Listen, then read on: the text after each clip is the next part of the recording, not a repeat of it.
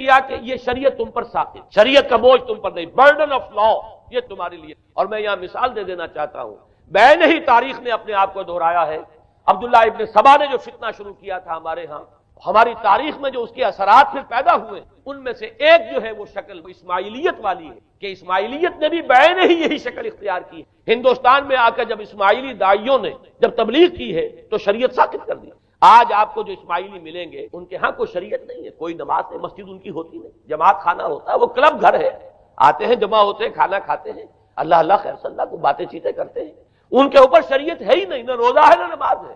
اور بین ہی وہی جو اختیارات میں ابھی آپ کو بتاؤں گا کہ جو پوپ کے ہیں وہی ان کے امام حاضر کے اختیارات۔ بہرحال تیسری نقب جو میں نے عرض کیا آپ سے وہ یہ تھی کہ شریعت منسوخ، اس کا نتیجہ کیا نکلا؟ اب دیکھیے ذرا غور کیجئے، ایک بہت بڑا خلا پیدا ہو گیا، وہ خلا کون پر کرے گا؟ شریعت کے بارے میں سارے اختیارات اب پوپ کو حاصل، وہ جس چیز کو چاہے حلال کر دے، جس چیز کو چاہے حرام کر دے، جس چیز کو چاہے قرار دے دے کہ یہ ممنوع ہے، جس چیز کی چاہے اجازت دے، اس لیے کہ اب شریعت تو رہی نہیں، خلا ہے، اس میں سوالات تو پیدا ہو گئے، یہ کام کیا جائے یا نہ کیا جائے، کون کرے گا؟ تو جب شریعت ختم ہوئی تو سارا اختیار پوپ کے ہاتھ میں۔ یہ میں بعد میں ذرا اور تفصیل سے بتاؤں گا کہ کیسے کیسے اختیارات پھر مذہبی طبقے کے ہاتھ میں آئے ہیں۔ اس کے نتیجے میں تاریخ انسانی میں ورسٹ فارم آف تھیوکریسی پیدا ہوا۔ تھیوکریسی کسے کہتے ہیں؟ جو آج کی اصطلاح میں گالی تھیوکریسی۔ قائد اعظم کے جملے آپ نے کئی پڑھے ہوں گے، اسلام میں کوئی تھیوکریسی نہیں، مذہبی طبقے کی حکومت نہیں ہے، اور 100% درست ہے۔ تھیوکریسی کہتے ہیں ایک مذہبی حلقے کی، مذہبی طبقے کی حکومت، اس کے ہاتھ میں اختیارات آ گئے۔ اور قرآن مجید میں اسی وجہ سے ان کے اوپر الزام لگایا گیا، اتخذوا احبارهم ورهبانهم اربابا من دون، انہوں نے اپنے علماء اور صوفیوں کو اللہ کے سوا اپنے معبود بنا لیا۔ حضرت عدی ابن حاتم رضی اللہ تعالیٰ عنہ جب ایمان لائے، یہ حاتم طائی جو مشہور ہے سخاوت میں، ان کے بیٹے ہیں، قبیلہ طے سے ان کا تعلق ہے، حاتم طائی تو طے سے ہے، ان کے بیٹے عدی ہیں، یہ عیسائی تھے۔ یہ جب ایمان لائے اور پھر انہوں نے قرآن پڑھا تو انہیں ایک اشکال ہوا کہ قرآن مجید میں تو ہم پر الزام لگایا گیا ہے کہ اتخذوا احبارهم ورهبانهم اربابا من دون اللہ، تو عرض کیا انہوں نے، ڈرتے ڈرتے عرض کیا ہوگا حضور کہ حضور یہ بات تو کچھ درست نہیں معلوم ہوتی، ہم نے تو کبھی اپنے علماء اور رہبان کو خدا نہیں سمجھا، وہ اس مغالطے میں تھے کہ جب تک سجدہ نہ کیا جائے شاید خدا نہیں مانا گیا۔ حضور نے پوچھا کیا ایسا نہیں ہے کہ جس چیز کو وہ حلال کہتے ہیں تم حلال مان لیتے ہو، جس چیز کو حرام کہتے ہیں حرام مان لیتے ہو؟ یہی تو فرمایا اربابا من دون اللہ ہے۔ تحلیل و تحریم کا اختیار صرف اللہ کے ہاتھ، یا اللہ کے نمائندے کی حیثیت سے اس کے رسول کے پاس ہے، جس کو وحی آتی، اس کے بعد کسی کو اختیار نہیں۔ اجتہاد کر سکتا ہے لیکن اجتہاد کے لیے دلیل دینی ہوگی، نص سے، کتاب اللہ سے کوئی دلیل لاؤ، سنت رسول اللہ سے کوئی دلیل لاؤ، استنباط کرو، عقل سے بات کرو، لیکن یہ ہے کہ تحلیل و تحریم یہ خدائی اختیار ہے، اللہ کے ہاتھ میں اس کا اختیار ہے، اور اللہ کے نمائندے کی حیثیت سے زیادہ سے زیادہ یہ اللہ کے رسولوں کے ہاتھ میں اختیارات کے علاوہ کسی اور کے لیے یہ مان لیا گیا، تبھی تو ان کو خدا بنا لیا گیا۔ اسی معنی میں آج کی جمہوریت جو ہے وہ بدترین شرک ہے کہ یہاں یہ تسلیم کیا جاتا ہے کہ ساورنٹی جو ہے وہ عوام کی، ساورنٹی آف دی پیپل۔ کیا معنی ہے کہ عوام کے نمائندے جو چاہیں قانون بنا دیں، جس چیز کو چاہیں حلال ٹھہرائیں، جس چیز کو چاہیں حرام ٹھہرائیں، ان کے پاس حلت و حرمت کے جو پورے اختیارات ہیں ان کے پاس آ گئے۔ یہی تو خدائی مقام ہے، خدا کا مقام دے دیا گیا، اس سے بڑا شرک کیا ہوگا؟ در حقیقت حاکمیت غیر اللہ اس دور کا سب سے بڑا شرک۔ تو وہاں یہ حق جو ہے دے دیا گیا علماء کے ایک طبقے کو، پوپ کو، تو گویا کہ تاریخ انسانی کی بدترین تھیوکریسی، بدترین مذہبی استبدادی حکومت قائم ہوئی۔ اس کے حوالے سے میں کچھ تاریخی حوالے بھی اب آپ کے سامنے رکھتا ہوں۔ دیکھیے جب تک پال نے یہ کام شروع کیا ہے تو تقریباً 3 صدیوں تک تو یہ صرف ایک مذہبی تبلیغ کا کام ہوا۔ انہوں نے کوششیں کی، محنتیں کی، پیغام پہنچایا، اور جیسا کہ میں عرض کر چکا ہوں اس وقت تک گڈمٹ تھے، پال کے ماننے والے بھی تھے اور حضرت مسیح کے جو اصل صحابہ تھے جو ان کے حواریین تھے ان کے ماننے والے بھی، لہذا کشمکش ان کے اندر بھی چل رہی۔ لیکن ظاہر بات ہے کہ حضرت مسیح کے اصل حواریین وہ تو اول تو یہ کہ اپنی گفتگو رکھ رہے تھے محدود بنی اسرائیل تک، نمبر 2 یہ کہ انہوں نے تو شریعت کو ساقط نہیں مانا، جنگل کی آگ کی طرح جو مسیحیت پھیلی ہے وہ پالزم والی مسیح، اس لیے کہ اس میں تو کوئی شریعت کا کوئی بوجھ نہیں، کوئی حلال نہیں، کوئی حرام نہیں، کوئی نماز نہیں، کوئی روزہ نہیں، لہذا یہ تیزی کے ساتھ پھیلی اور 300 برس تک تو ایک کشمکش جو ہے جاری رہی۔ انہوں نے تبلیغیں کی، مصائب جھیلے، کشمکش اندر بھی چلی باہر بھی چلی، لیکن اس کے بعد قیصر روم کانسٹنٹائن، قسطنطین جسے کہتے ہیں، جس کا یہ قسطنطنیہ ہے، کانسٹنٹائن، اس نے یہ محسوس کیا بالکل اکبر کی طرح، جیسے اکبر نے محسوس کیا تھا کہ میری مملکت کے اندر یہ مذہبی تصادم جو ہے یہ سب سے بڑی، یوں سمجھیے کہ انسٹیبلٹی کا سبب ہے، لہذا ان تمام مذہبوں کو ایک ہاون دستے میں ڈال کے کوٹ پیس کر ایک بناؤ۔ وہ جو دین اکبری یا دین الہی جو اس نے کیا تھا اس سیاسی مصلحت کی وجہ سے کہ یہ ہندو مسلم تصادم اور دوسرے مذاہب کا ٹکراؤ جو ہے وہ ہندوستان کو ایک سیاسی وحدت اور ایک اپنی سیاسی عظمت کی طرف پیش قدمی کرنے کا جو راستہ ہے اختیار کرنے سے روکتا ہے، لہذا یہ کام کیا جائے۔ یہی قسطنطنیہ اس نے جب دیکھا بڑی کشمکش چل، اس نے خود عیسائیت کون سی اختیار کی؟ پالیزم والی۔ ظاہر بات ہے اس کے لیے بھی اصل عیسائیت اختیار کرنا جو ہے مشکل تھا، پالیزم والی۔ اور اس کے بعد یہ اب اسٹیٹ کی جو مشینری، جو طاقت تھا، جو دباؤ تھا، اس کے حوالے سے اب یہ مسیحیت جو ہے پورے رومن امپائر کے اندر اب یہ بڑی تیزی کے ساتھ جس کو کہنا چاہیے اس کا ایک نظام قائم ہوا، اور جو مذہبی طبقہ تھا اس کا اقتدار مستحکم۔ اس کے باوجود 200 برس اور گزرے۔ یونان چونکہ بہت بڑا مرکز تھا علم کا، فلسفے کا، سائنس کا، حکمت کا، آپ کو معلوم ہے یہ تمام ارسطو ہو، افلاطون ہو، یہ سب یونان کے ہیں، ارشمیدس ہو، یہ تمام کے تمام جو بھی ہے، تو سائنس اور فلسفہ دونوں اس کا گہوارہ یونان تھا۔ یونانی حکماء اعتراض کرتے تھے، لہذا سن 529 اس کو نوٹ کر لیا۔ جسٹینین ایک قیصر تھا، اب قسطنطین کے 200 برس بعد اس نے اپنی پوری مملکت میں فلسفہ اور سائنس کی تعلیم حرام قرار دی۔ کوئی نہ فلسفہ پڑھ سکے گا نہ سائنس، جو فلسفہ پڑھے گا اس کو مرتد قرار دے دیا اور زندہ آگ میں جلا دیا جائے گا۔ انکوزیشن کورٹس قائم ہوئی، وہ صرف مذہبی عدالتیں اس لیے قائم ہوتی تھی کہ جس کے بارے میں معلوم ہو جائے کہ یہ فلسفہ پڑھتا ہے یا یہ سائنس پڑھتا ہے، اس لیے کہ فلسفہ اور سائنس دونوں جڑ کاٹتے ہیں اس ڈوگما کی۔ وہ ڈوگما جو پالیزم والا ڈوگما ہے، اس کی جڑ کھودنے والی ہے دونوں چیزیں، اور چونکہ وہ دونوں عقل کو اپیل کرتی ہیں، یہ ڈوگما عقل کے متضاد ہے، لہذا مذہب کا تحفظ اسی طرح ہو سکتا ہے کہ اب ان دونوں کو بالکل ممنوع قرار دے دیا جائے۔ یوں سمجھیے کہ تقریباً 1000 برس تک یورپ میں، چونکہ سب سے بڑی امپائر یہی تھی، یورپ میں فلسفہ اور حکمت اور یہ سائنس کی تعلیم ممنوع ہے۔ یہ ہے در حقیقت سب سے پہلا کام جو جسٹینین نے کیا 529۔ اس کے بعد آگے چل کر پوپ کا جو اقتدار ہے وہ اتنا زبردست بنا ہے، پوپ کو اختیار حاصل ہو گیا، جس چیز کو چاہے وہ قانون کا درجہ دے، اس لیے کہ شریعت تو ہے نہیں، خلا پوپ کون کرے گا؟ پوپ کو اختیار حاصل ہو گیا، وہ جس کے گناہ چاہے معاف کرے۔ اب دیکھیے اگرچہ ویسے تو گناہ پہلے ہی معاف ہو گئے کہ جس نے مسیح کو مان لیا گناہ تو معاف ہو گئے اگلے پچھلے سب، لیکن یہ کہ پھر بھی ایک خلش رہ جاتی ہے انسان کے دل میں، چونکہ ایک اخلاقی حص انسان کے اندر اللہ نے پیدا کی ہوئی ہے۔ جب کوئی شخص کرتا ہے، کوئی بدکاری کرتا ہے، کوئی چوری کرتا ہے، ڈاکہ ڈالتا ہے، تو وہ جو ایک کانشنس ہے، وہ جو پرک کرتا ہے، اس کو بھی ختم کرنے کے لیے اگر پوپ یا کارڈینل یا اس کے کسی نمائندے کے سامنے جا کر اعتراف گناہ کر لو اور کچھ اس کی مٹھی گرم کرو، کچھ ہدیہ پیش کرو، تو توبہ نامہ، معافی نامہ تمہیں دے دیا جائے گا، اور وہ جو چیز ہے وہ تمہارے لیے سند ہے کہ کوئی تم سے بات پرس تمہارے گناہ کے لیے۔ پھر ان کی قیمتیں تھی، ان کے لیے بڑی بڑی جو ہے ہدیے مقرر کیے گئے تھے۔ تیسری چیز بائبل کا اول تو یہ کہ مفہوم جو ہے وہ کوئی سند نہیں، اس لیے کہ بائبل ہانٹ کر رہی تھی، اولڈ ٹیسٹمنٹ بھی ہے، یہ حضرت مسیح کی یہ 4 انجیلیں بھی ہیں، یہ تعلیم کچھ اور ہے، لہذا بائبل جو ہے وہ سند نہیں ہے۔ سند پوپ کا جو ہے فرمان، وہ بائبل کی شرح کرنے کی، بائبل کی طرف سے کوئی دلیل لانے کی کسی کو کوئی حق حاصل نہیں۔ یہ جبر تھا، یہ تشدد تھا یورپ میں، یہ وہ دور تھا جبکہ اسلام پھیل رہا تھا۔ میں نے اسی لیے آپ سے کہا تھا، نوٹ کرایا آپ کو، 529 میں جسٹینین کا یہ فرمان ہے، 571 میں حضور کی ولادت ہو رہی ہے، وہی صدی ہے، اور 630 کے آس پاس، بلکہ 629 کے آس پاس سلطنت روما کے ساتھ مسلمانوں کا ٹکراؤ شروع۔ تو یہ تاریخی ان کو ریلیشن جو ہے ذہن میں رکھیے، جس وقت مسلمان آئے اور 200-300 برس جو ان کے عروج کے ہیں، اس وقت آپ کو معلوم ہے کہ تقریباً 6 صدیاں ہو چکی کہ یورپ بالکل جس کو کہا جاتا ہے ڈارک ایجز، انتہائی تاریخی مذہبی جبر اور استبداد، اس کے سوا کچھ نہیں۔ اور وہ ملاؤں کی حکومت جسے آپ کہیں گے، جسے آج کل کی اصطلاح میں کہا جائے گا، وہ جس کو چاہے جو چاہے سزا دے دے، پوپ کو اختیار حاصل ہے۔ کسی کے بارے میں ذرا جیسے بعض اوقات خبریں سچی ہیں یا جھوٹی، لیکن میں مثال دے رہا ہوں جیسے خبریں آتی رہی ہیں ایران کے بارے میں کہ کہیں اگر معلوم ہو گیا ہے تو پاسداران انقلاب پہنچے اور سمری ٹرائل اور فوراً ختم کیا آدمی۔ اس قسم سے انکوزیشن رپورٹس جو ہیں وہ جو کورٹس وہاں قائم ہوئی، اور یوں سمجھیے کہ لاکھوں افراد تحت کیے گئے، زندہ جلائے گئے۔ لیکن اس کے بعد جب عالم اسلام میں وہ روشنی پھیلی، اور خاص طور پر بنو عباس کے زمانے میں، اب بھاگ بھاگ کر وہاں جو بھی تھے فلسفے کے اور سائنس کے کوئی دلچسپی رکھنے والے، وہ بھاگ کر عالم اسلام میں آ گئے۔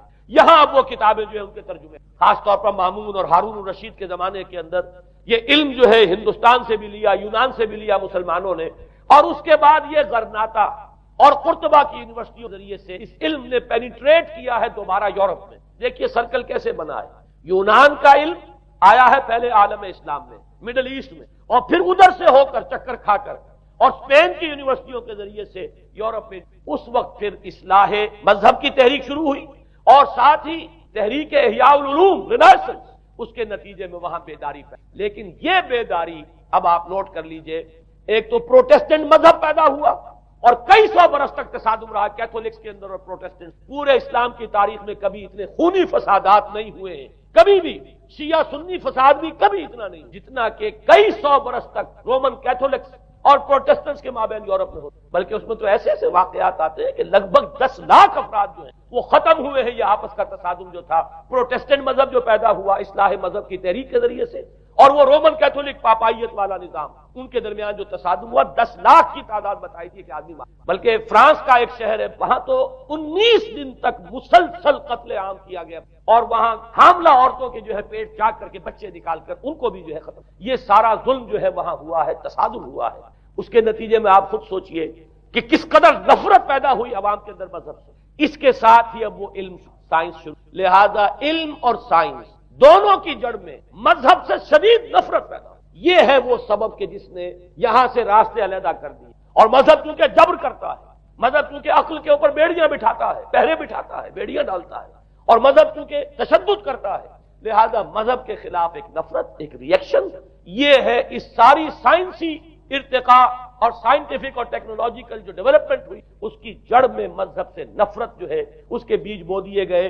اور یہ جو 250-300 سال میں اب یہ جو تناور درخت بن کر آیا ہے کہ ایک طرف سائنس کی ترقی، ٹیکنالوجی کی ترقی، آسمان کو چھو رہی. آج انسان چاند کے اوپر تو انسان کے قدم جو ہے پہنچ چکی، اور آپ کا ایک راکٹ جو ہے وہ پورے تمام سیارے جو ہیں جو ہمارے سولر سسٹم کے ہیں ان سب کا چکر لگا کر اور وہ اس سے باہر چلا گیا ہے خلا کے اندر. کہاں گیا کچھ پتا نہیں. لیکن یہ کہ تقریباً یوں سمجھیے کہ سن 77 کا چلا ہوا وہ، اور 12 برس تک اس نے سفر طے کیا ہے. کم سے کم سولر سسٹم کا جو ہے اس نے پورا جو ہے یہاں تک. اور جو میں نے آپ کو احادیث ان کے حوالے سے بات کیا سمجھ میں آئی کہ یہ سائنٹیفک، ساری کی ساری سائنٹیفک ڈیولپمنٹ، یہ ٹیکنالوجیکل ڈیولپمنٹ، لیکن چونکہ اس کے ساتھ مذہب کا انکار ہے، خدا پر ایمان نہیں، آخرت کا یقین، روح کا گویا کہ انکار، روحانیت تو بہت دور کی بات ہے، روح کا بھی انکار. نتیجہ یہ ہے کہ ان دونوں چیزوں کے مابین وہ گیپ جسے میں نے کہا تھا ایپالنگ گیپ، ایک بہت بڑا گیپ ہے جو پیدا ہو چکا ہے. اب میں حدیث آپ کو سنا رہا ہوں. بخاری شریف میں جو روایت ہے، حضور نے فرمایا کہ دجال کے ماتھے پر لکھا ہوا ہوگا کافارا، کفر. الفاظ یہ ہے انہو مکتوب بین عینیہ کافارا، علیحدہ علیحدہ، یقرأہ کل مومن کاتب او غیر کاتب. وہ اس طرح نمایاں لکھا ہوا ہوگا کہ ہر شخص اسے پڑھ لے گا، چاہے وہ لکھنے والا ہو چاہے نہ ہو، لکھا پڑھا ہو چاہے نہ ہو. یعنی اس تہذیب کے پیشانی پر کفر لکھا ہو. مذہب سے دشمنی، مذہب سے بغض، مذہب سے دوری، مذہب کی ہر چیز کی نفی. آج جو ایک ورلڈ سیویلائزیشن، ایک عالمی تہذیب ہے جس کا کہ غلبہ ہے ہمارے اس پورے گلوب پر، اس میں 3 چیزوں کے مقابلے میں 3 چیزوں کی اہمیت. خدا کی اہمیت نہیں ہے، ہوگا، ہم انکار بھی نہیں کرتے، لیکن ہم جانتے بھی نہیں کہ ہے کہ نہیں. ہاں اہمیت کائنات کی، غور کرو، کائنات کے قوانین کو سمجھو، ایکسپلائٹ کرو، قوت جو ہے نیچر کی قوت اس کو مسخر کرو، اس کو استعمال کرو. ہوگا خدا ہے یا نہیں ہے، چھوڑو اس بحث کو. اصل اہمیت جو ہے وہ کائنات. اسی طرح اصل اہمیت اس مادے کی ہے. روح ہوگی کوئی شے ہمیں نہیں، نہ ہم دیکھ سکتے ہیں، نہ ہم اسے چھو سکتے ہیں، نہ چکھ سکتے ہیں، ہوگی. لیکن یہ کہ اصل جو ہے اہمیت وہ مادے کی ہے، اس کی فکر. اسی طریقے سے حیات دنیاوی، اصل سے حیات دنیا، اس کو بناؤ، سنوارو، بہتر سے بہتر زندگی گزارو، ویلفیئر سٹیٹ ہو، بہت ہی عمدہ ماحول ہو اور ہر چیز کو، لیکن حیات ہوگی. اب تو آرام سے گزرتی ہے، آخرت کی خبر خدا جانے ہے یا نہیں ہے، اس سے ہمیں کوئی بحث نہیں. 3 چیزوں کے مقابلے میں 3 چیزوں کی اہمیت، یا یوں کہیے کہ 3 چیزوں کے مقابلے میں مقابل کی 3 چیزوں کو بالکل غیر اہم، اس کی طرف کو توجہ کا ارتکاز کائنات پر ہے، ذات باری تعالیٰ پر. ذات و صفات باری تعالیٰ ایک صرف علمی موضوع ہے، اصل توجہ کی شے کائنات ہے. روح ہوگی کوئی شے، اصل شے جسم ہے اور مادہ ہے. حیات اخروی ہمیں نہیں پتا، کسی نے واپس آ کر خبر نہیں، لہذا ہم نہیں کہہ سکتے ہے کہ نہیں. البتہ یہ کہ حیات دنیا بھی تو ہے، اس کو مضبوطی کے ساتھ تھامو، اس کو بہتر بناؤ. توجہ کا اصل ارتکاز حیات دنیا یہ ہے، وہ گلوبل سویلائزیشن جو در حقیقت یورپ سے ابری، اور یورپ سے ابری ہے، اس کی بنیاد میں مذہب کی دشمنی موجود، جو رد عمل تھا در حقیقت اس پاپائیت کے نظام جو پولزم کے ذریعے سے دنیا میں قائم ہوا، یہ وجہ ہے۔ اور آج انسان جہاں کھڑا ہے غور کیجیے، انتہائی ہولناک جنگ جو ہے وہ اس کے سر پر ایک خطرے کے طور پر مسلط ہے۔ دو جنگیں اس ایک صدی میں ایسی ہو چکی ہیں جنہیں اپنے ورلڈ وار 1 اور ورلڈ وار 2 اتنے بڑے پیمانے پر قتل و غارت دنیا میں پہلے کر، اس لیے کہ پہلے فوجوں کی جنگیں آبادیوں پر جا کر کہیں کوئی قتل عام ہو گیا ورنہ یہ کہ قبضہ لیا، پہلے وہ کسی اور کی ریت ہے، اب کسی اور کی ریت ہو آیا۔ بابر آیا، اس نے پانی پت کے میدان کے اندر ابراہیم لودھی کو شکست دے دی، دلی میں آ کر اس نے کسی کا خون نہیں بہایا، بس وہ آ کے تخت پر قابل ہو۔ کہیں کہیں ہوئے ہیں فتنے یا پھر عذاب الہی آتے رہے ہیں کہ رسولوں کے انکار کی سزا کے طور پر قوم نسیہ منسیہ کی گئی، لیکن جنگیں جو دنیا میں ہوتی وہ جنگوں کا معاملہ جو ہے وہ اس نوعیت کا ہوتا تھا، وہ فوجوں کے درمیان ٹکراؤ ہوتا، میدان جنگ میں کشتوں کے پشتے لگتے تھے، لیکن اس کے بعد نہیں ہو گیا، کہیں کسی نے بہت غصہ نکال لی، لیکن اس صدی میں اب جو جنگیں اس سے تو ملک کے ملک تحس آبادیاں ختم ہوئی، اور جو تیسری جنگ ہوگی یہ جان لی، آخر انسان کب تک اسے ٹالے گا؟ رشیا کے بارے میں یہ سمجھنا کہ وہ پیچھے ہٹ گیا ہے، پشپائی اختیار کر لی، اس نے بہت بڑی حماقت ہے، وہ در حقیقت اب ڈپلومیسی کی راہ سے سپریمیسی چاہتا ہے، لہذا تصادم تو ہو کر رہے ہیں۔ مولانا مناظر حسن گیلانی رحمۃ اللہ علیہ کے خیالات جو وہ مجھے اس سورہ کہف کے ابتدائی آیات کے سن میں مجھے ان سے اتفاق ہے، اور بہت سی چیزیں ان سے ماخوذ، اسی طریقے سے جو حدیث اب میں آپ کو بتا رہا ہوں میرے سامنے اس کا متن نہیں ہے، مولانا حامد میاں رحمۃ اللہ علیہ انہوں نے مجھے یہ بتایا تھا کہ جو میں نے جمع کیے ہیں حالات و واقعات، قیامت سے پہلے جو حالات و واقعات پیش آنے والے ہیں جن کی پیشین گوئی احادیث، ان سے معلوم ہوتا ہے کہ ایک بہت بڑی خوفناک جنگ، اتنی بڑی خوفناک جنگ، اور ان کے الفاظ یہ ہے کہ اس میں دونوں فریق جو ہوں گے ان میں بڑی تعداد عیسائیوں کی ہوگی، ادھر بھی ادھر بھی، ایک طرف البتہ عیسائیوں کے ساتھ مسلمان بھی ہوں گے، یہودی بھی، اور دوسری طرف خالص عیسائی طاقت، اور ان کے درمیان اتنی خوفناک جنگ ہوگی۔ الفاظ ان کے یہ ہیں اس حدیث کے جو انہوں نے مجھے بتائے کہ ایک پرندہ سینکڑوں میل تک پرواز کرے گا اور اسے سوائے لاشوں کے اور کچھ نظر نہیں۔ آپ تصور کیجئے اگر ایٹمک وار ہو جاتی ہے تو یہی ہوگا، تہس نہس ہو جائے گا، معاملہ ختم ہو کر رہ جائے گی۔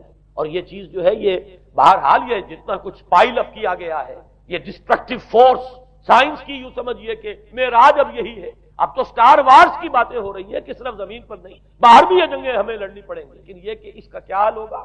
امریکہ میں ایک پکچر تیار کی گئی، دی ڈے آفٹر غالباً اس کا نام ہے، اس میں ایک نقشہ دکھایا گیا ہے اس قدر ہولناک کہ یہ 100 اور اونچی منزلہ عمارتیں جو ہے یہ ایسے جیسے کہ کچے گھروندے ہوتے ہیں، ایسے وہ پگھل کر رہ جائیں گے، اور یوں سمجھیے کہ انسان جو ان کے اندر ہوں گے، ایک ایک منزل کے اندر، ایک ایک ایسی 100 منزلہ عمارت کے اندر ہزاروں آدمی ہوتے ہیں، جیسے کہ کوئی ایسی کالونی ہو کوئی چیونٹیوں کی، اور اس پوری کالونی کو آپ اپنے پاؤں سے مسل دیں، ایسے انسانوں کا حال اگر وہ جنگ ہوتی جس کا نقشہ کھینچا گیا۔ یہ ہے در حقیقت وہ بات کہ جو مولانا مناظر حسن گیلانی فرما رہے ہیں ان آیات مبارکہ میں، وَيُنذِرَ الَّذِينَ قَالُوا اتَّخَذَ اللَّهُ وَلَدًا، تاکہ خبردار کر دے یہ قرآن ان لوگوں کو جنہوں نے کہا ہے کہ اللہ نے بیٹا بنایا، بدترین شرک کا جنہوں نے ارتکاب کیا، اور اسی ولدیت مسیح کے عقیدے سے وہ ساری کرپشن جو ہے دین خداوندی، دین مسیح اصل جو دین تھا اس کی جو ہوئی ہے، اور اس کے نتیجے میں آج نوع انسانی وہاں کھڑی ہے۔ اسی لیے آیت نمبر 2 میں فرمایا وَيُنذِرَ بَأْسًا شَدِيدًا مِّن لَّدُنْهُ، تاکہ خبردار کر دے ایک بہت بڑی جنگ۔ ہمارے اکثر مفسرین نے یہاں پہ ایک بہت بڑا عذاب کہہ کر جو ہے وہ گزر گئے، لیکن واحد یہ لفظ ہے قرآن مجید کا یہ مقام ہے جہاں لفظ باس آیا ہے، اور مولانا مناظر حسن گیلانی نے بحث کی باس تو جنگ کو کہتے ہیں، قرآن مجید میں جہاں بھی یہ لفظ آیا جنگ کو کہتے ہیں۔ تو ایک بہت بڑی ہولناک جنگ جس کے لیے فرمایا مِن لَّدُنْهُ، یہ تمہارے اپنے پیمانوں پر نہیں آئے گی، یہ تمہارے حساب کتاب میں نہیں آ سکتا جو ڈسٹرکشن ہوگی، جیسے کہ آپ علم لدنی کہتے ہیں، ایک علم وہ ہے جو جانے بوجھے طریقے سے حاصل کیا جاتا ہے، ایک علم لدنی ہے جو خاص اللہ تعالیٰ اپنے کسی بندے کو عطا فرما دے۔ اس جنگ کی جو ہلاکت خیزی ہے وہ تمہارے حساب کتاب میں آنے والی نہیں۔ لِيُنذِرَ بَأْسًا شَدِيدًا مِّن لَّدُنْهُ وَيُبَشِّرَ الْمُؤْمِنِينَ الَّذِينَ يَعْمَلُونَ الصَّالِحَاتِ أَنَّ لَهُمْ أَجْرًا حَسَنًا مَّاكِثِينَ فِيهِ أَبَدًا، البتہ اللہ تعالیٰ بچائے گا اپنے اہل ایمان بندوں کو جو نیک عمل پر بھی قائم ہے۔ اب میں وہ حدیثیں آپ کو سنا دوں، میں نے پہلے بخاری کی حدیث آپ کو سنا دی کہ اس پورے فتنے کے معلوم ہوگا کہ اس کی دونوں آنکھوں کے مابین کافارا لکھا ہوا ہے کفر، گویا کہ یہ سمبل ہے، یہ علم ہے، یہ علامت ہے اس جدید موجودہ تہذیب کی، کفر، الحاد، مادہ پرستی، خدا کا انکار، آخرت کا انکار، روح کے وجود کا انکار۔ اس کے بعد فرمایا، یہ ابو داؤد کی روایت ہے، فواللہ، تو خدا کی قسم وہ وقت جب آئے گا، ان الرجل لیاتی ہے وہو یحسب انہ مومن، ایک شخص حاضر ہوگا اس کے پاس، دجال کے پاس، اور وہ شخص اپنے آپ کو مومن سمجھتا ہوگا کہ مومن ہے، فیتبعہ بما یبعث بہ الشبہات، لیکن جو شبہات اس فتنے کی وجہ سے اس کے اندر پیدا ہو جائیں گے، اس کی وجہ سے وہ بھی اسی کی پیروی۔ آج آپ عالم اسلام کا نقشہ دیکھ لیجیے، ذہنوں کے اندر جو شبہات ہیں، ایمان کے بارے میں یقین کی کیفیت کتنوں کو حاصل ہے، وہی ساری ہماری بھی ویلیوز ہیں، وہی مادی تہذیب جو ہے، آج ہم بھی اسی کے پیروکار ہیں، سمجھتے ہیں اپنے آپ کو مسلمان، سمجھتے ہیں مومن، لیکن ذرا تجزیہ کیجیے۔ اسی کو میں نے اپنے اس کتابچے میں اسلام کی نشرت ثانیہ میں تفصیل سے واضح کیا کہ در حقیقت رگو پے میں سرایت کر گئی ہے یہ تہذیب، بظاہر جو ہے نظر آتا ہے جیسے روئے ارضی پر، زمین کے اوپر تو آپ کو کہیں اونچائی نظر آ جائے گی، کہیں نیچائی نظر آ جائے گی، کہیں پانی ہے، کہیں خشکی ہے، ذرا اوپر چلے جائیں تو ہوا ہے، ہوا کا غلاف پورے کرۂ ارضی کو اپنے اندر لیے، یہی حال ہے ہر ملک میں آپ چلے جائیں، نیچے کے لوگوں میں کچھ مذہب نظر آ جائے گا تھوڑا۔ ہندوستان میں بھی اگر کوئی مندروں میں جاتا تو گھٹیا آدمی جاتے ہیں، بیچارے نیچ لوگ جاتے ہیں، بڑا لوگ آدمی کوئی نہیں جاتا۔ ہمارے ہاں بھی جا کے ہوتے ہیں مساجد میں، سفارا تو غریب، پردہ رکھتے ہیں اگر کوئی تمہارا تو غریب۔ شہروں میں ایک کاروباری طبقہ ضرور ایسا ہے جو نماز روزے کے ساتھ اس کا ایک شوق ہے، لیکن آپ جا کے دیکھ لیجیے دیہات کے اندر کیا حال ہے، تو معلوم یہ ہوا کہ نیچے تو شاید کچھ نہ کچھ فرق ہے، یہ مسلمان ملک ہے، یہ ہندو ملک ہے، یہ فلاں ملک ہے، یہ بدھ مت کا ملک ہے، لیکن اوپر چلے جائیں، یعنی ہر ملک کے اوپر جو ایلیٹ ہے، جو اعلیٰ تعلیم یافتہ، جو آپ کی ملٹری اور سول بیوروکریسی ہے ٹاپ کی، وہ تو ایک ہی رنگ میں رگے ہوئے، ان کا لباس وہی، ان کا رہن سہن وہی، ان کا تمدن وہی، نام کا فرق اگر نہ ہو تو پتہ نہیں چلے گا یہ مسلمان ہے کہ ہندو ہے کہ سکھ، پتہ چلے گا وی پی سنگھ نام ہے تو پتہ چلے گا کہ ہندو ہے، لیکن یہ کہ باقی اس کی وضاحت، اس کا لباس، اس کا اٹھنا بیٹھنا، آپ کے ہاں یہ تو کچھ عوامی دور میں آ کے کرتا شلوار جو ہے وہ آئی ہے، لیکن وہ بھی اندرون ملک ہوتی ہے، باہر جا کر ہمارے اپنے ان لوگوں کے جو لباس ہوتے ہیں، آپ کو دیکھیے کہاں فرق معلوم ہو جائے گا کہ کون مسلمان ہے اور کون ہندو اور کون پارسی ہے اور کون عیسائی۔ تو معلوم یہ ہوا کہ اوپر ایک ہی گلوبل سیویلائزیشن ہے جس کا دور دورہ ہے، اور اس سیویلائزیشن کے ماتھے پر لکھا ہوا ہے کافارا، اس میں وہ ایمان نہیں ہے، الحاد ہے، مادہ پرستی ہے، کفر ہے۔ اس میں آخری حدیث جو میں آپ کو سنا رہا ہوں، حضور نے فرمایا آخر من یخرج الیہ النساء، اس فتنے کی طرف پیش قدمی کرنے والا آخری طبقہ ہوگا عورتوں، وہ جب اس تہذیب کی طرف لپکیں گے، یہ طبقہ جب آگے بڑھے گا، یہ جو ہمارے ہاں بھی جلوس نکلتے ہیں، شریعت کا مذاق اڑانے والے جلوس، اسلامی احکام کی نفی کرنے والے جلوس نکلتے ہیں، اور ان کے جس طریقے سے ڈسپلے ہوتا ہے اخبارات کے اندر، جتنا ان کے لیے اعزاز ہے، جتنی ان کے لیے یہاں پر تکریم ہے ہمارے معاشرے کے اندر، اس کو پیش نظر رکھیے۔ آخر من یخرج الیہ النساء حتی ان الرجل لیرجع الی امہ وابنتہ واختہ وعمتہ فیوثقها رباطا، یہاں تک کہ ایک بندہ مومن کا حال یہ ہو جائے گا کہ وہ دوڑے گا اور کوشش کرے گا اپنی ماں کو، بیٹی کو، بہن کو، پھوپھی کو باندھ کر رکھے کہ وہ نکلنا، یہ حال ہو جائے گا کسی شخص کا۔ آج کتنے لوگ بے بس ہو چکے، اب وہ باندھ کر رکھنے والے بھی گویا کہ ہتھیار ڈال چکے، ورنہ یہ کہ ایک دور تھا کہ کچھ نہ کچھ باندھ کر رکھنے والے تو تھے، لیکن اب تو آزادی کی صورت آئی ہے تو باندھ کر رکھنے والے جو ہے وہ ہار مانتے ہیں۔ اب تو آپ دیکھیں گے اچھے بھلے نظر یہ آتا ہے، داڑھی رکھی ہوئی ہے، خود جو ہے وہ مذہبی مزاج کے ہیں، لیکن بالکل بے پردہ کو خاتون جو ہے این ان کے سوٹ پیچھے بیٹھی ہوئی یا ان کے کار کے اندر ان کی برابر کی سیٹ کے اوپر بیٹھی ہوئی، بے پردگی، یہ اباحیت، ہمارے اخبارات کا جو حال ہے اس کو دیکھیے۔ خدا کے لیے یہ رنگین صفحات بند کرو، لیکن مجال ہے جو کسی کے کان پر ٹوٹے، لہذا حدیث کے الفاظ نوٹ کیجئے، آخر من یخرج الیہ النساء، اس فتنے کی طرف پیش قدمی کرنے میں آخری طبقہ جو ہوگا وہ خواتین کا ہوگا، حتی ان الرجل لیرجع الی امہ وابنتہ واختہ وعمتہ، یہاں تک کہ آدمی دوڑے گا، پکڑے گا اپنی ماں کو، اپنی بیٹی کو، اپنی بہن کو، اپنی پھوپھی کو، اور اسے باندھ کے ہی کوشش کرے گا کہ کہیں وہ اس دجالی فتنے کے اندر جو ہے وہ اسی کی پیروی کے اندر گھر سے نہ۔ یہ ہے وہ فتنہ جس کی لپیٹ میں اس وقت پوری۔ اب نوٹ کیجئے اس فتنے کے لیے اب میں چند باتیں اور کہہ رہا ہوں۔ لغوی بحث کیا ہے، دجال کسے کہتے ہیں؟ یہ بنا ہے لفظ دجل، دجل اور فریب، یہ ہماری زبان میں بھی مستعمل، دجل و فریب، دھوکہ دینے والی، ملمہ، حقیقت کچھ ہو اوپر کچھ اور پردہ ڈال دیا گیا، یہ دجل ہے، گندم نمائی جو فروشی دجل ہے، فریب ہے۔ اسی کے لیے دوسرا لفظ عربی زبان کا جو قرآن میں کثرت سے آیا وہ غرور، دھوکہ۔ اصل میں یہ دنیا دھوکہ ہے جو حیات اخروی کے لیے ایک پردہ بن کر ہماری آنکھوں پر پڑ گیا۔ میں وہ آیات اب آپ کو جلدی سے سنا رہا ہوں۔ فرمایا وَمَا الْحَيَاةُ الدُّنْيَا إِلَّا مَتَاعُ الْغُرُورِ، سورہ آل عمران میں بھی آیت آئی، سورہ حدید، لوگوں سن لو یہ دنیا کی زندگی سوائے دھوکے کو کچھ نہیں۔ میں بعد میں عرض کر دوں گا کہ ایک دوسرا رخ بھی ہے دنیا کی زندگی کا، لیکن اس وقت یہ آیات سن لی۔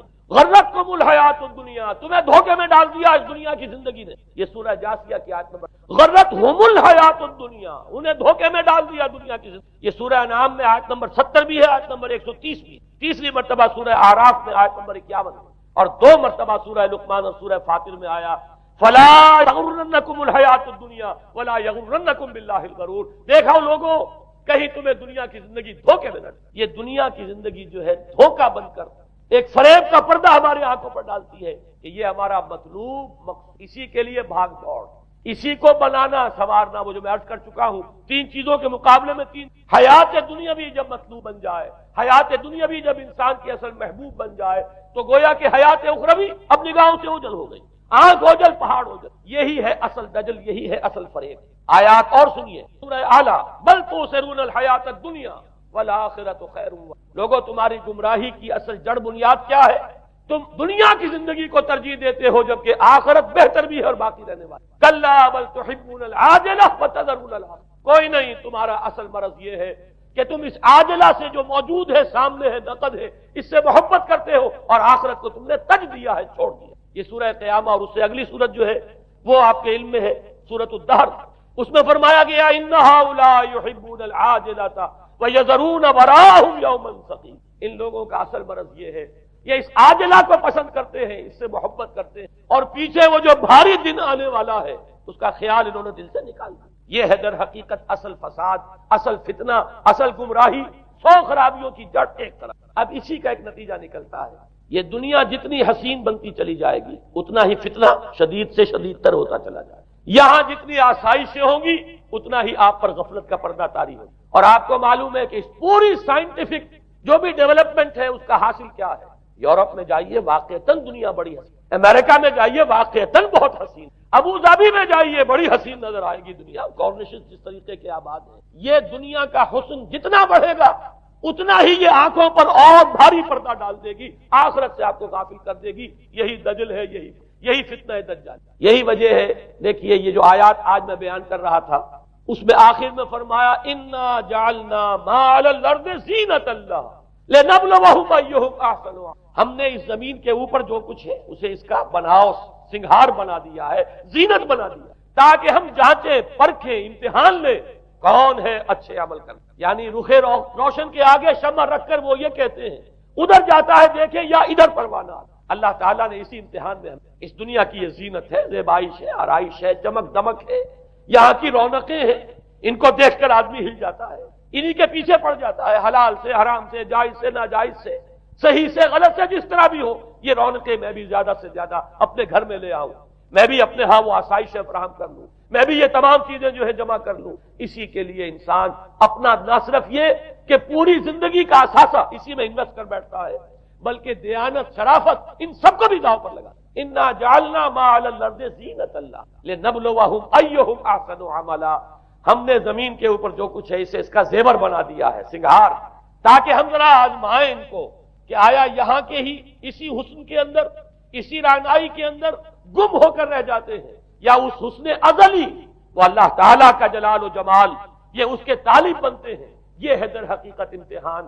اسی کو جیسے کہ حدیث میں بھی آیا تھا، شروع کی آیات اور آخری آیات، آخری فرمایا قل هل ننبئکم بالاخسرین اعمالا. اے نبی ان سے کہیے کیا ہم تمہیں بتائیں اپنی زندگی کی جد و جہد میں، بھاگ دوڑ میں سب سے زیادہ خسارے میں کون رہے؟ الذین ضل سعیہم فی الحیات الدنیا وہم یحسبون انہم یحسنون. وہ لوگ کہ جن کی بھاگ دوڑ، جن کی محنت، جن کی کوشش وہ دنیا کی زندگی ہی میں بھٹک کر رہ گئی، اور وہ اپنے کہیں یہ سمجھتے رہے کہ ہم بڑے کامیاب ہو رہے ہیں، بہت اچھے کام کر رہے ہیں، ہم نے اتنی ترقی کر لی، ہم نے یہ کچھ بنا لیا، میں نے یہ جائیداد بنا لی، میں نے یہ کچھ مقام حاصل کر لیا. لیکن مطلوب و مقصود ضل سعیہم فی الحیات الدنیا، انہوں نے دنیا کی زندگی ہی کے اندر اپنی ساری سعی و جہد کو بھٹکا کر رکھ دیا. میں اس کا جو دوسرا رخ بتانا چاہتا تھا وہ ایک حدیث کے حوالے سے ہے. اگر آخرت مطلوب و مقصود رہے تو یہ دنیا آخرت کی کھیتی. حضور نے فرمایا دنیا مزرعۃ الآخرہ. اگر تمہارا مطلوب و مقصود آخرت ہے تو پھر یہ دنیا کے اندر یہ کھیتی ہے، بو گے یہاں تو وہاں کاٹو گے. نیک اعمال کرو، خدمت خلق کے لیے کوشاں ہو جاؤ، لوگوں کی ہدایت کے لیے اپنی توانائیاں جو ہے وقف کرو. خیرکم من تعلم القرآن وعلمہ. اس دنیا میں محنت کرو گے تو آخرت میں اجر و ثواب پاؤ گے۔ الدنیا مزرعۃ الآخرہ، اگر آخرت مطلوب و مقصود ہو تو دنیا بڑی قیمتی، اس کا ایک ایک لمحہ بڑا قیمتی۔ حیات دنیاوی نہ صرف یہ کہ غیر حقیقی نہیں بلکہ بہت قدر و قیمت کی حامل، لیکن اگر پردہ پڑ گیا، آخرت نگاہوں سے اوجھل اور دنیا ہی مطلوب و مقصود، تو یہ دھوکے کی کشتی ہے۔ وَمَا الْحَيَاةُ الدُّنْيَا إِلَّا مَتَاعُ الْغُرُورِ، نہیں ہے دنیا کی زندگی مگر دھوکے کا۔ غرتہم الحیات الدنیا، غرتکم الحیات الدنیا، لا تغرنکم الحیات الدنیا، دیکھنا یہ دنیا کی زندگی کہیں تمہیں۔ آخری بات عرض کر رہا ہوں، یہی وجہ ہے سورہ بنی اسرائیل میں بھی آخری لفظ جو پہلے رکوع میں وہ کیا تھا؟ وَأَنَّ الَّذِينَ لَا يُؤْمِنُونَ بِالْآخِرَةِ أَعْتَدْنَا لَهُمْ عَذَابًا، اور وہ لوگ، نوٹ کر لیجئے وہ آیات، ان هذا القرآن يهدي للتي هي اقوم ويبشر المؤمنين الذين يعملون الصالحات ان لهم اجرا كبيرا وان الذين لا يؤمنون بالآخرة اعتدنا لهم عذابا اليما۔ یہاں پر ایمان بالآخرہ جو ہے اس کو اہمیت دی، جو لوگ آخرت پر یقین نہیں رکھتے ان کے لیے ہم نے دردناک عذاب فراہم۔ اور یہاں پر بھی جیسا کہ سامنے آ گیا، سورہ کہف جو ختم ہو رہی ہے جن مضامین پر، وہ بھی وہی آیات ہیں جن کے بارے میں حدیث میں آیا ہے کہ دجالی فتنے سے محفوظ کرنے میں ان کی بڑی تاثیر۔ قل هل ننبئكم بالاخسرین اعمالا الذین ضل سعیهم فی الحیاۃ الدنیا وهم یحسبون انهم یحسنون صنعا اولئک الذین کفروا بآیات ربهم ولقائه فحبطت اعمالهم فلا نقیم لهم یوم القیامۃ وزنا۔ یہ وہ لوگ ہیں جنہوں نے اپنی رب کی آیات کا انکار کیا، جن کی دنیا ہی مطلوب و مقصود بن کر رہ گئی، چاہے وہ کہیں ہم قرآن کے ماننے والے ہیں اور محمد کے عاشق ہیں صلی اللہ علیہ وسلم۔ اولئک الذین کفروا بآیات ربهم ولقائه فحبطت اعمالهم ولا نقیم لهم یوم القیامۃ وزنا ذلک جزاؤہم جہنم بما کفروا واتخذوا آیاتی ورسلی ہزوا۔ یہ وہ لوگ ہیں کہ جنہوں نے ہمارے رسولوں اور ہماری آیات کا ٹھٹھا اڑایا ہے، اس لیے کہ رسول کہہ رہے اصل منزل آخرت کی ہے، تم بنائے ہوئے دنیا کو مطلوب و مقصود، تو لاکھ زبان سے عشق رسول کے دعوے کرو، اپنے عمل سے در حقیقت رسول کی تکذیب کر رہے۔ اللہ تعالی ہمیں ان سے محفوظ رکھے اور اصل حقیقت ہماری نگاہوں پر منکشف ہو، اور یہ دنیا ہماری نگاہوں پر پردہ نہ پڑ کر رہ جائے، آخرت سے اور اللہ سے ہمیں محجوب نہ کر دے، اس لیے کہ یہی اصل دجالی فتنہ ہے۔ اور ان سے بچنے کے لیے محمد الرسول اللہ صلی اللہ علیہ وسلم کے فرمان کے مطابق سورہ کہف، میں نے کچھ ابتدائی اور آخری آیات کا صرف حوالہ دے دیا ہے، لیکن یہ کہ اس کے مضامین میں درمیان میں بھی کچھ چیزیں ہیں، اب میں اس طرح ایک ایک لفظ کے حوالے سے تو آئندہ ان کا تذکرہ نہیں کر سکوں گا، لیکن یہ ہے کہ میں موٹے موٹے مضامین انشاءاللہ سورہ کہف میں اس موضوع سے متعلق بیان کروں گا۔ اقول قولی ھذا واستغفر اللہ لی ولکم ولسائر المسلمین۔